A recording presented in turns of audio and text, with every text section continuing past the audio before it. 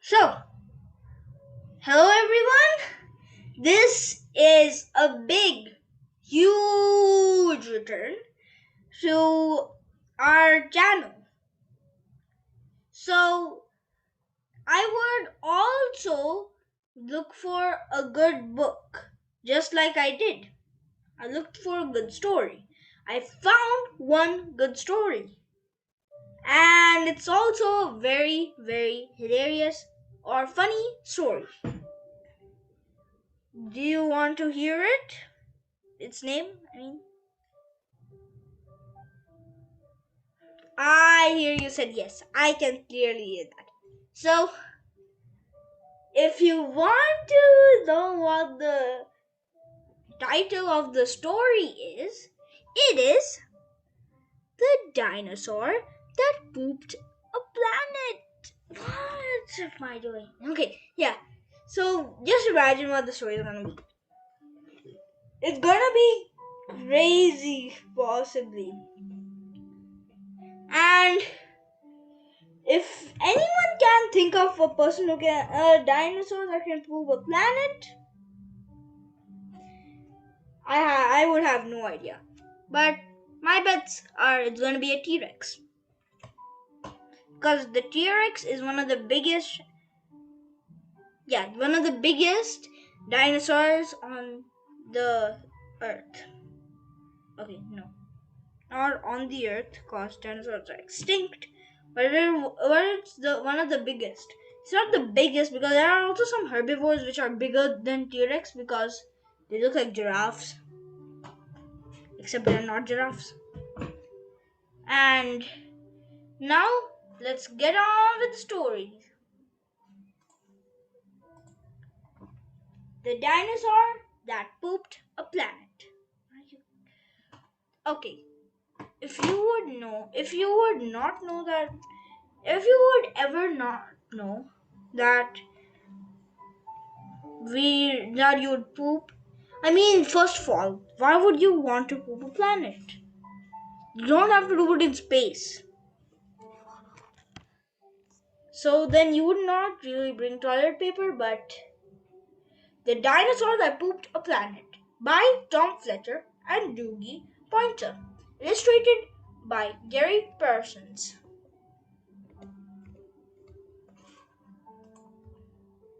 Danny and the dinosaur liked to have fun. Some days they had lots, some days they had none. One day they were bored. They had no games to play. Danny said, "Dinosaur, what shall we do today? We could mow the lawn.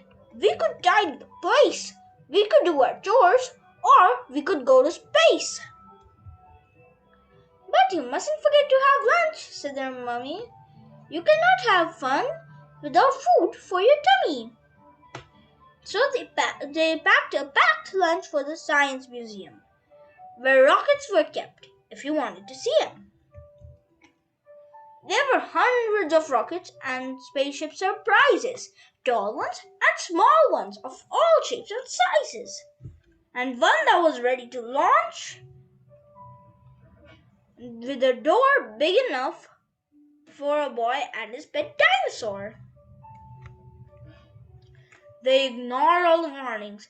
They couldn't care less. They pressed all the things they shouldn't have pressed. T minus 5, 4, 3, 2, 1. Ignition. Takeoff countdown. Then they started their intergalactic space mission. If you don't know what ignition means, it means to ignite the fuel, to start the engine going on, and then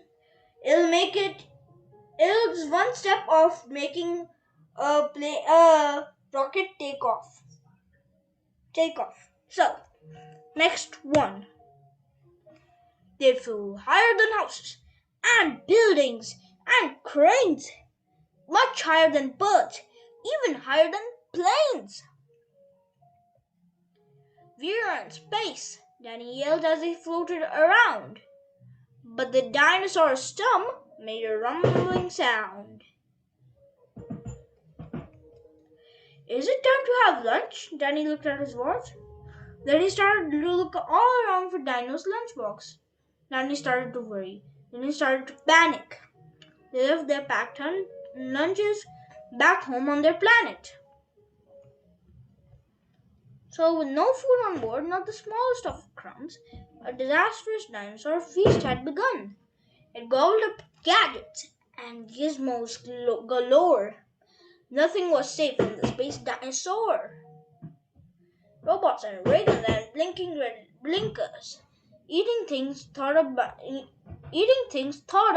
by NASA's great thinkers. The hyperdrive gamma reactor machine was swallowed along with the space tractor beam. It chewed and it chomped on the spaceship controls. The rocket was dotted with dino tooth holes. Inside was bare. The spaceship was empty. Outside, there were more things to eat. There was plenty. It broke down the door with a cool ninja chop. Out in space, dinosaurs are much harder to stop. It chomped on the moon like a big chunk of cheese.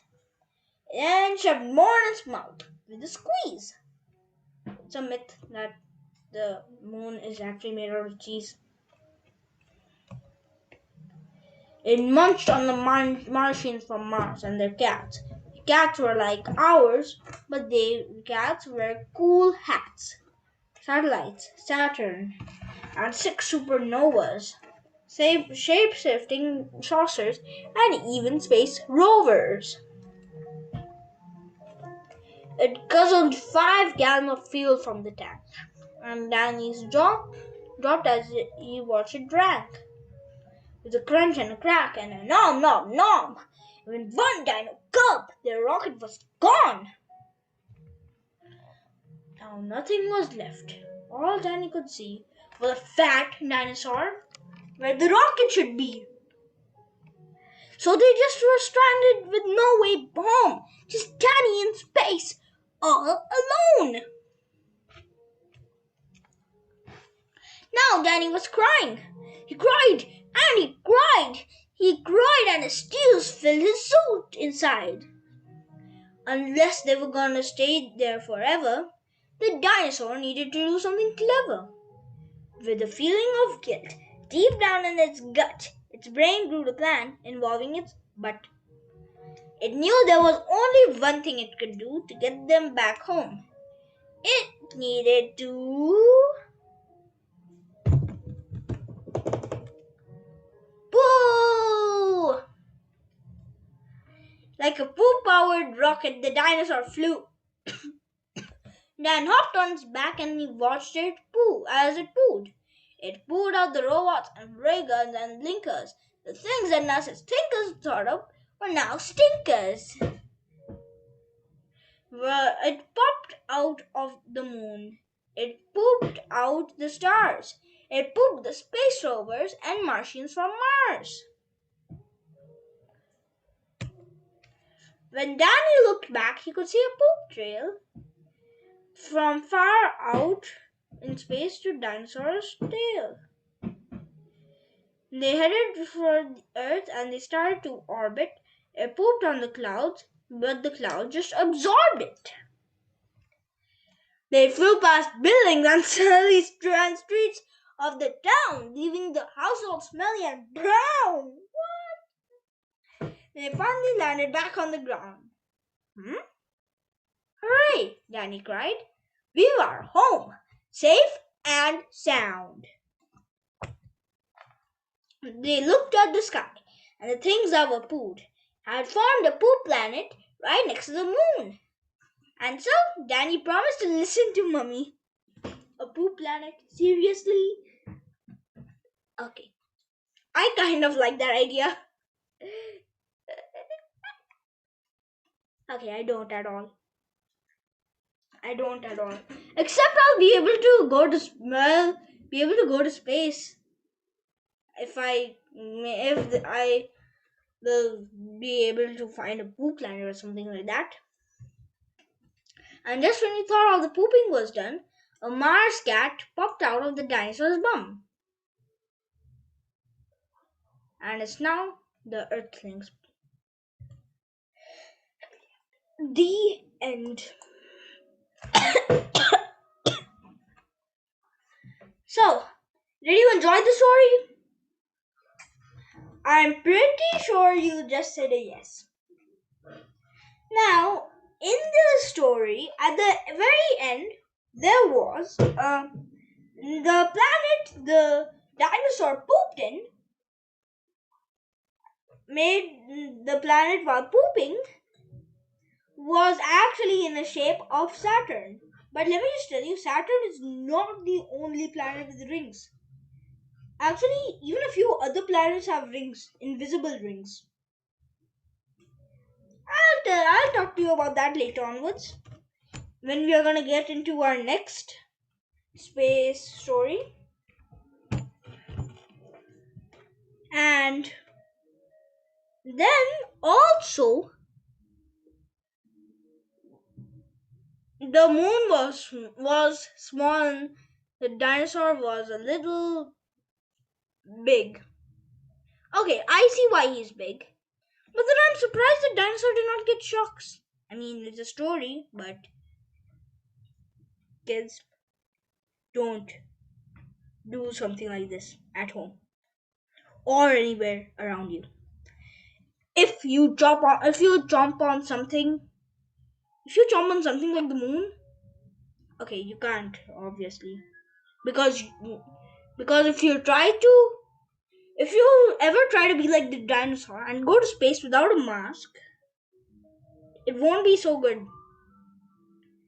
I suggest you go to space with a mask and never chew on any electrical things. If you do touch or chew any electrical things, you might get a crazy current. That current will make you get buzzed, and then you are probably going to faint, and you're going to have to go to the hospital. So I suggest don't do what the dinosaur did. Also, if you are thinking of doing what the dinosaur did, then you're going to possibly not be able to go to the earth, like the dinosaur could not go to the earth, until another rocket comes up and brings you down. And that is how that is how it works in real life. I hope you like the story and the video. I hope you will share it and subscribe the story. And subscribing the story will make me a great boost to make videos more often. Goodbye.